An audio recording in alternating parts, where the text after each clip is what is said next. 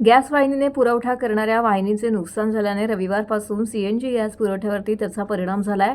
ठाण्यात सीएनजीवरती चालणाऱ्या वाहनांची इंधनासाठी शोधाशोध सुरू झाली होती।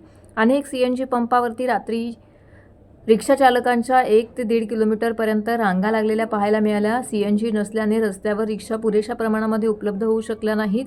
त्यामुळे सोमवारी कामानिमित्त बाहेर पडलेल्या नागरिकांचे चांगलेच हाल झाले।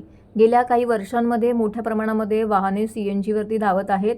ठाण्यात टीएमटीची सार्वजनिक वाहतूक लोकसंख्येच्या तुलनेत पुरेशी नाही। त्यामुळे ठाण्यातील बहुतांश नागरिक शेअर रिक्षा किंवा मीटरच्या रिक्षाने वाहतुकीचा पर्याय निवडतायत। या सर्व रिक्षा सीएनजी इंधनावरती धावणाऱ्या आहेत, तर अनेक कारमध्ये देखील सीएनजी बसवण्यात आलेले आहेत। सीएनजीचा पुरवठा प्रभावित झाल्याने सीएनजी पंपावरती इंधन पुरेसे उपलब्ध होऊ शकले नाही। त्यामुळे रिक्षा चालक तसेच इंधन वाहन चालकांची सीएनजी पंपावरती इंधन मिळावे यासाठी अक्षरशः शोधाशोध सुरू होती। ठाण्यातील काही सीएनजी पंपावरती 1 ते 1.5 किलोमीटरपर्यंत रांगा लागल्याचं चित्र होतं। सीएनजी उपलब्ध न झाल्याने रिक्षा चालकांना दैनंदिन व्यवसाय बुडवावा लागलाय, तर नागरिकांनाही वेळेत रिक्षा उपलब्ध न झाल्याने वेळेत कामाच्या ठिकाणी पोहोचता आलं नाही। बस थांब्यावरही प्रवाशांच्या रांगा लागल्या होत्या, तसेच बसगाड्यांमध्ये प्रवाशांची गर्दी पाहायला मिळाली।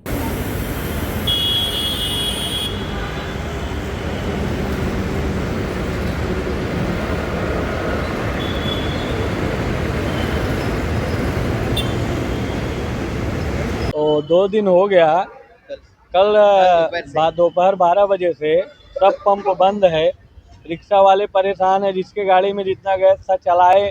कोई गाड़ी कहाँ खड़ी करके घर पे गया, कोई कहाँ खड़ी करके घर पे गया। कोई धक्का मार के चला रहे हैं बेचारे, धक्का मार के घर तक पहुंचा रहे हैं। परेशान है सब रिक्शा वाले।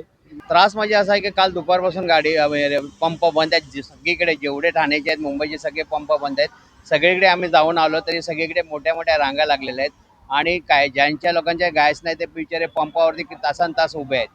तर आता माझी विनंती आहे पंपावाल्यांना की लवकरात लवकर ते रिपेअरिंग जे काही कुठे लिकेज झाले लवकरात लवकर केले, कारण सगळ्या पब्लिकला पण हा त्रास खूप होतोय आणि आम्हाला पण झाला।